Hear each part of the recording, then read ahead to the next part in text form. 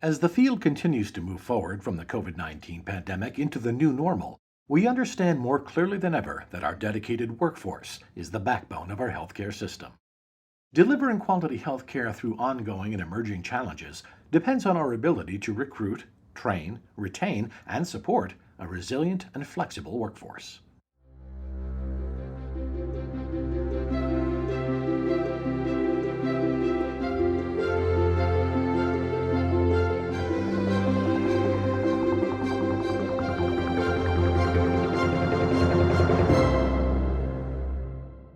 Welcome to Advancing Health, a podcast brought to you by the American Hospital Association. I'm Tom Petterly with AHA Communications. Hospitals and health systems' ability to recruit, train, retain, and support healthcare workers in the post-COVID-19 environment will be shaped by several trends transforming healthcare. These range from fundamental shifts in delivery models, including widespread telemedicine adoption, to accelerated efforts to reduce healthcare disparities, to continued pressure on hospitals and health systems to reestablish economic sustainability. Today we hear the perspectives of Elisa Arispacochaga, Vice President of Clinical Affairs and Workforce for the American Hospital Association, and Robin Begley, Senior Vice President and Chief Nursing Officer of the American Hospital Association and CEO of the American Organization for Nursing Leadership, as the two share valuable workforce insights you can use to guide your organization forward during this time of uncertainty and continued transformation. Hi, I'm Elisa Arispacochaga, and today I'm really excited to be joined by my colleague, Robin Begley, the AHA Senior Vice President and Chief Nursing Officer and CEO of the American Organization for Nursing Leadership. We're going to have a conversation about some of the workforce challenges that have been further exacerbated by the COVID-19 pandemic and talk a little bit about the future needs for the field. So, Robin, thank you for joining me today. My pleasure, Elisa. As we all know, and we've experienced, the last 20 or so months have been unlike any other time or environment for healthcare. Everyone on our teams have continued to demonstrate their steadfast commitment to caring for their patients and their communities with skill and compassion, but we know they're tired. As we start to think about what the next normal looks like, now more than ever is the time to support, build, and strengthen our dedicated workforce that really is the backbone of how we provide care. And I'd like to sort of focus in on three critical areas. The first being well-being. The second, how do we educate, train, and evolve the current landscape of practice and how we do things? And the third is looking a little further into the future. How do we keep pace with demand for healthcare workers going forward? So let's start with well-being. We knew before the pandemic that well-being was a challenge. Burnout was prevalent. Nurses and doctors and other healthcare providers really were challenged. But this has been different. And Robin, I'd really love to hear your thoughts on how this has been different. You've certainly lived through plenty of disasters and challenges in healthcare in your career. So how has this been a different situation with COVID? And what do you see as some of the ways that hospitals and health systems have been supporting their teams and have to continue to support their teams? Elisa, I couldn't agree with you more that this has been an extremely challenging time for our workforce in healthcare. As you alluded, in my career, I've had my share of hurricanes, weather emergencies, mass trauma events. And while everyone is stressed at the moment, I think that we are well prepared in healthcare for episodic issues and disasters. What has been really challenging this time is the duration, just the longevity of the pandemic and its changing, face. So, as we think back to the beginning of the pandemic, when COVID became a word that we became familiar with very quickly, there was not a lot known about the virus. So there was a time where we needed to learn more. And we all can recall those changing policies and procedures as we learned more about the virus and had to communicate that to our staff, to the public. So there was, there were issues in some areas with personal protective equipment, PPE. That those initials became part of our lexicon as well. And then we essentially, in many parts of the country, shut down all but caring for COVID patients. In our response, we felt that that was initially the prudent thing to do. And then I think all of us recognized that we needed to continue to care, for our population, our patients that were having health issues that were not COVID related. So we had the added pressure of business as usual or caring as usual with our non-COVID patients, as well as the worry and the focus on our COVID patients. I mean, that's taken a toll, I think, on our whole society, not just healthcare workers. Many were challenged with kids at home, with elders that required care. Of course, with physical distancing, social distancing, isolation from their loved ones.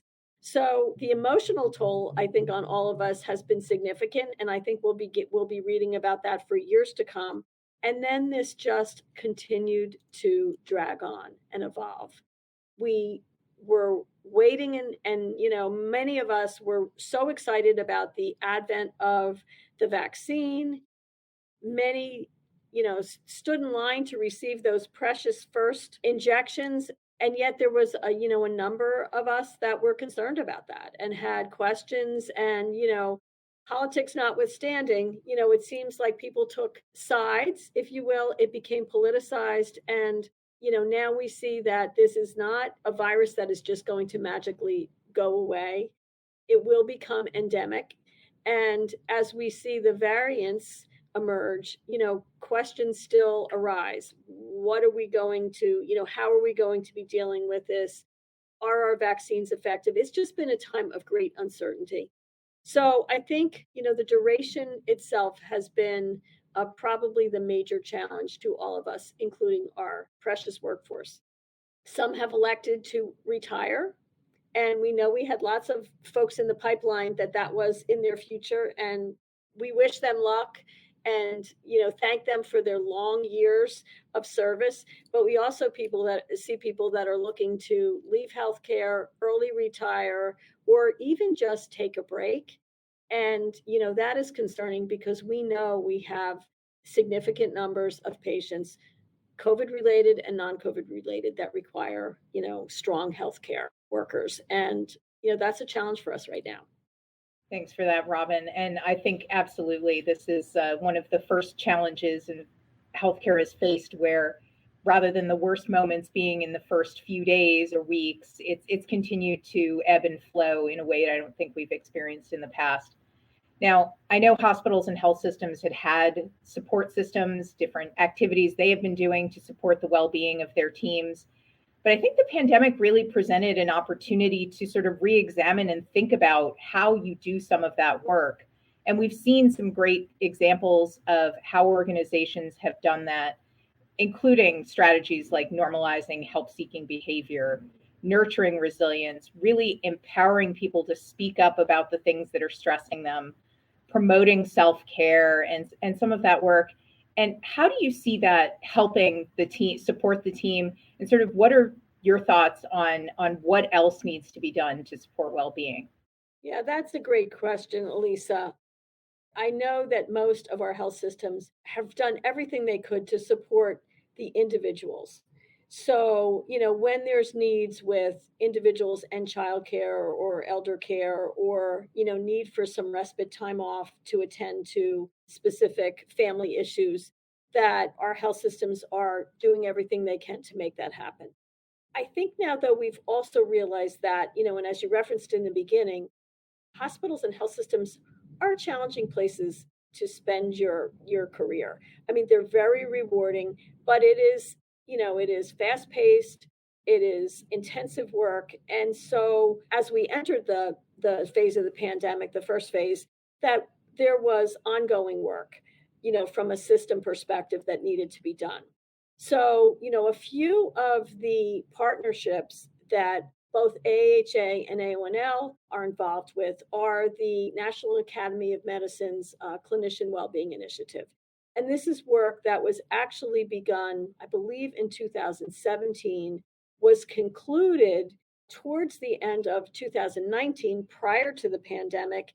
And then, as soon as everyone sort of realized that the pandemic was going to have such a dramatic impact on our workforce, that the group basically reconvened. There's a steering committee that looked at the recommendations that were made prior. categorized the work into 3 subcommittees and basically said, we really need to work on strategies at a national level that will prioritize the well-being of our clinicians and all, healthcare workers, not, solely restricted to clinicians. And, some of those are individual strategies, but for the most part, they're really strategies that are being identified intra-pandemic, I would say, while we're in the midst of this, to focus on the systems. So how can we just not episodically make hospitals and healthcare systems places that bring out the vitality of our healthcare workers, that are places where folks want to spend their careers and their lifetimes in many cases, really dedicate to this important work. And so emerging, we realize that this is, and AHA is part of the steering committee, has been really at the forefront in saying that we need some immediate strategies for now, recognizing that there's medium and longer term work. Members of our team are involved with that work and programmatic things that organizations can offer. You mentioned earlier, Elisa, there can't be a stigma about not feeling okay or having some moral distress or some, serious questions about how you're feeling and not feeling that it's okay to reach out for help. There's some ways we can look at what I call, this is a Robin term, but I call this production pressure. So we know that we have lots of patients to take care of. We are very focused on doing it efficiently and safely, but we also can't forget that we need to provide enough time and support for the caregivers, for the clinicians, for all of us on the healthcare team to be able to do that work in a way that's, meaningful and doesn't make it too rote, if you will. Because what we're all about here, and I think where we really get re-energized, it's about the human connection. So that's the piece that we absolutely, as a healthcare system across, the country, we need to build it into our systems that we have our clinicians and our caregivers have that time to connect with the people in their communities, their patients, and the families and loved ones of our patients. We also know things like the electronic health record and just the administrative burden of dealing with, for example, insurers and, paperwork that's perceived to be non-value added for our clinicians is something that we need to really tackle as a nation. So, those are 2 high-level examples, and I know that there's, there are many initiatives and many groups working on helping, our clinicians be able to use technology so that it becomes a support and a help. We all know how we use our cell phones, how we use technology in our lives. We have to bring that to healthcare so that it is just a seamless part of what we do and it's an enabler for us. Couldn't agree more.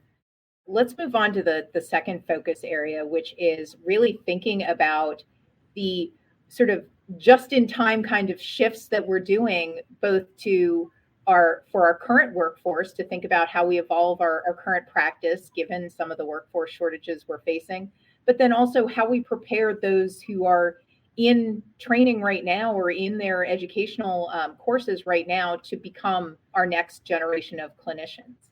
We've got a couple of challenges. One, we're really spending a lot of time, and I know you and I have had a lot of conversations about what does the practice landscape look like in the next 5 years? How do we shift? We've done a lot of shifts during COVID. Which of those do we keep? Which don't we keep? But how do we help what's already, a somewhat tired workforce move to embrace some of those technologies you mentioned? And how do we make sure that we're bringing that not only to our workforce that's currently in healthcare, but then start to bring that into training? Yeah, great points, Elisa. And you and I have had many conversations about this. So, one of the learnings from the pandemic is that we know our healthcare workforce is very innovative and can, at the drop of a dime, change and pivot in order to make what needs to happen in healthcare organizations happen for our patients. They are laser focused on the patient. I think now, as we're entering, hopefully, and I'm knocking wood in my office here, hopefully we can, say that we're looking towards the acute phase of the pandemic, perhaps, and, maybe it will become more of a chronic condition, but that we know we've had some terrific examples of innovations and best practices, if you will. Now is the time that we really have to study them. We have to collect what's happened in the field.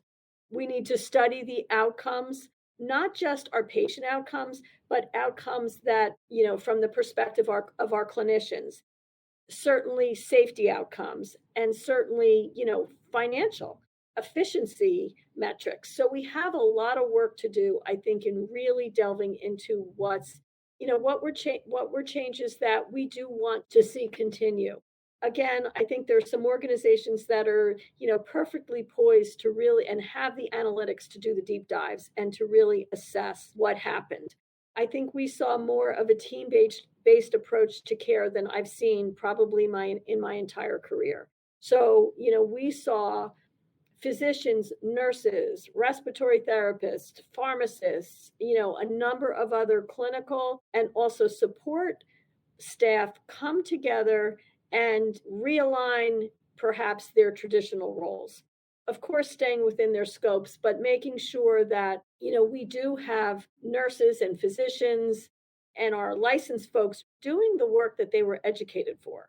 And some of the other more, I think, more episodic tasks, if you will, could be picked up very safely and efficiently by others who were trained, and that could be just in time training. So, we also saw things like, and I know we've all heard, the example of telehealth, but, what is the future role? How are we going to effectively use telehealth as an enhancement to the care we deliver? Hospital at home. We saw all over the country examples of acute level care, I should say, being delivered in the home setting.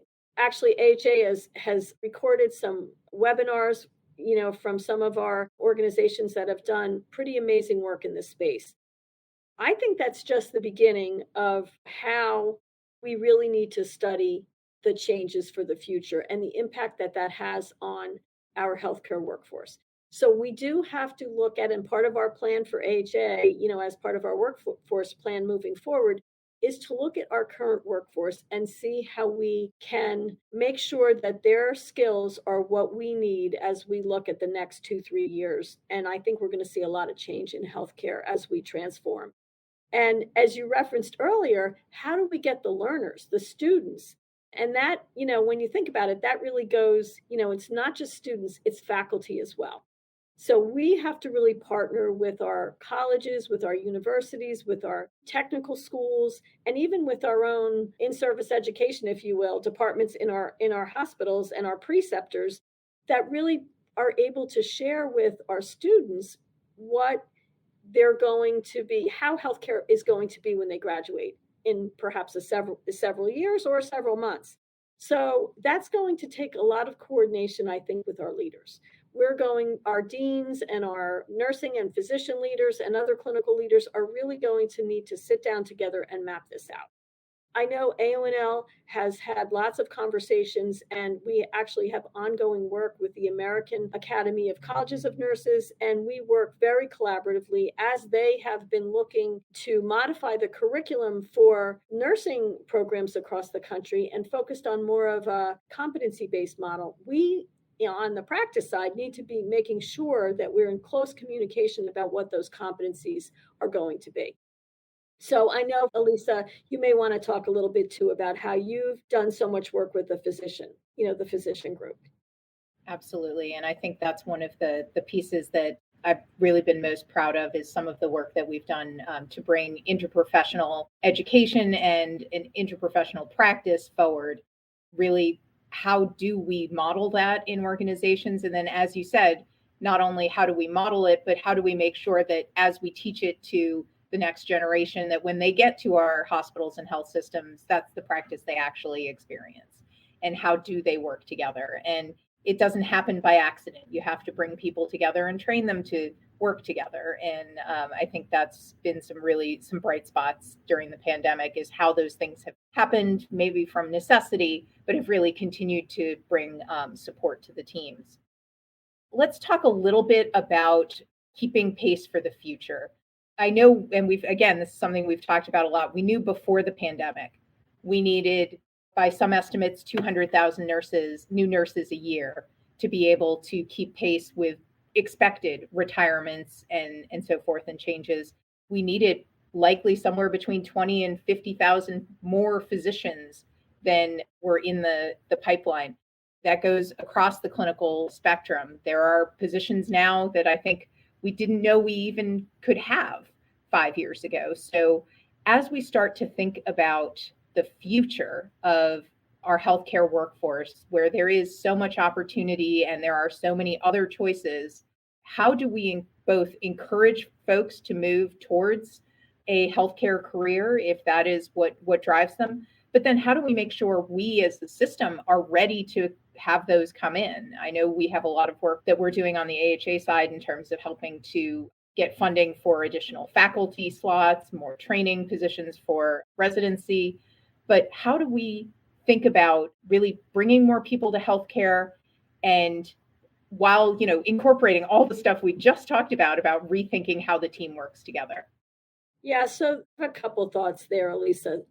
First of all, the pipeline is critically important as we look to the next decade. We know we have, not only you referenced and I referenced, the retiring workforce. We have many baby boomers in the workforce space in healthcare right now who are approaching retirement age, well deserved. But we also have the population aging. And we know that as our population ages, that is a time of increased connection and need for access to healthcare. So, kind of a double edged sword there. When we look at, and I'm going to use nursing as an example, right now we are still very much a female profession.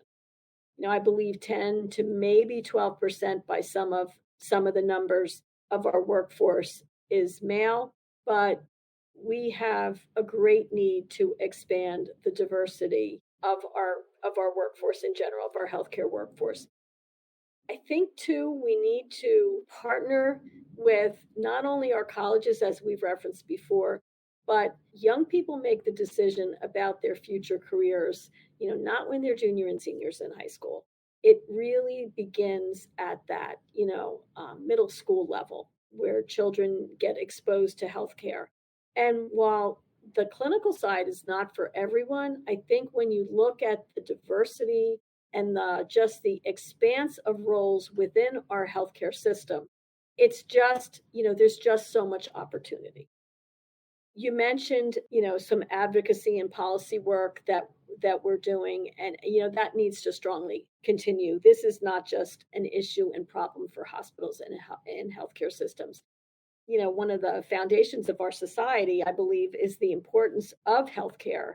And so, this is a societal issue, and we need to make sure our healthcare workforce is thriving, and that we have many people who are able to step into these new and varied roles. We talked a little bit about some new competencies for the future. I think we're also, we've talked for a long time at the American Hospital Association about our work going beyond the four walls.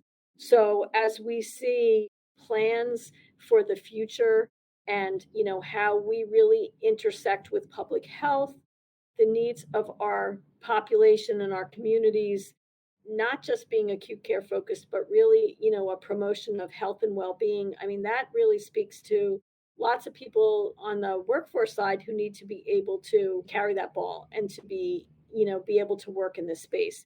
So I think we can do a lot more with younger people about exposing them to the benefits and the wonderful ability to impact other people's lives in healthcare.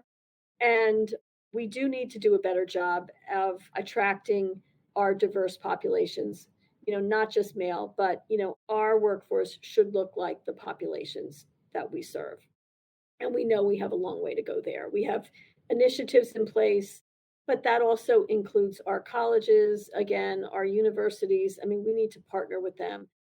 I think the economics of a career in healthcare are also something that we need to really pay attention to. So sometimes cost of education is a barrier to entry for many of our underrepresented groups. And how can we work on making more of a career lattice, if you will? You and I have talked about that.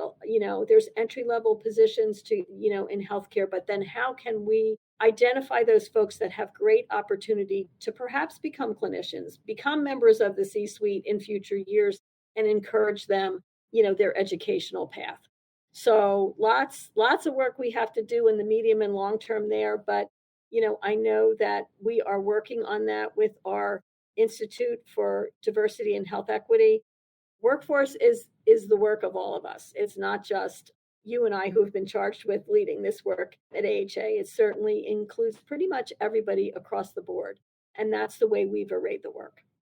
Absolutely. I couldn't agree more. I think one other piece I would just add to this is that we need to be thinking probably a little more flexibly, I don't know if that's a word, than we've ever thought about jobs and roles. How do we help people build careers in healthcare as easily as they can in other sectors? So thank you, Robin, for your thoughts. And many of these viewpoints are included in the 2022 AHA Healthcare Talent Scan, which has a lot more data and research behind it. I encourage you to take a look at that. And for the latest on healthcare workforce trends, please be sure to check us out on AHA.org.